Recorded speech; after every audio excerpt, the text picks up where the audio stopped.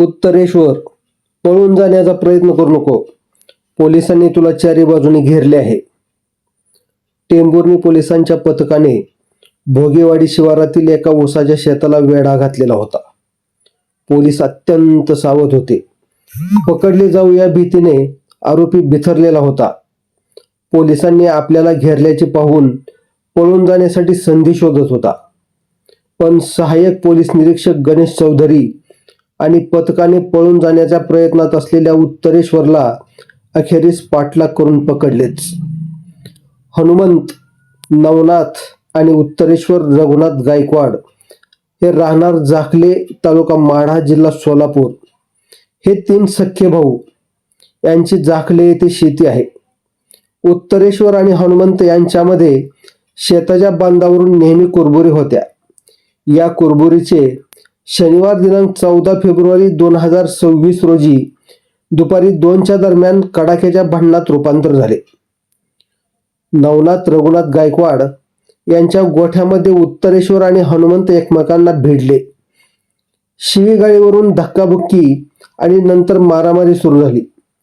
रागाच्या भरात 54 वर्षीय उत्तरेश्वरने लोखंडी घन उचलला आणि हनुमंत यांच्या डोक्याच्या मागील बाजूस छातीवर घाव टाकले, दगड मारले.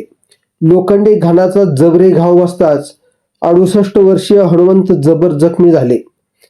तडफडणाऱ्या आपल्या सख्ख्या भावाला पाहताच उत्तरेश्वरला आपण काय करून बसलोय याची कल्पना आली आणि त्याने तेथून पळ काढला.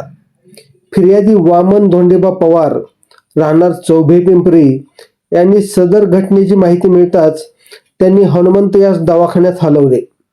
यावेळी जबर जखमी झालेल्या हनुमंत रघुनाथ गायकवाड यांनी आपल्याला उत्तरेश्वर याने मारले असल्याचे वामन व त्यांच्या पत्नीला फोनवरून सांगितले. दवाखान्यात नेल्यावर हनुमंत हे मयत झाल्याचे डॉक्टरांनी घोषित केले. या घटनेची फिर्याद शनिवार दिनांक 14 फेब्रुवारी 2026 रोजी रात्री 9 वाजता वामन यांनी टेंभुर्णी पोलिसांना दिली. पोलिसांनी या घटनेची तातडीने दखल घेत आरोपीच्या शोधासाठी पथके तयार केली. परिसरातील जाखले गाव, भोगेवाडी, केम, वडशिंगे व ढवळस परिसरात आरोपीचा शोध घेण्याचे काम सुरू झाले. पोलिसांचे खबरे आणि हेर कामाला लागले.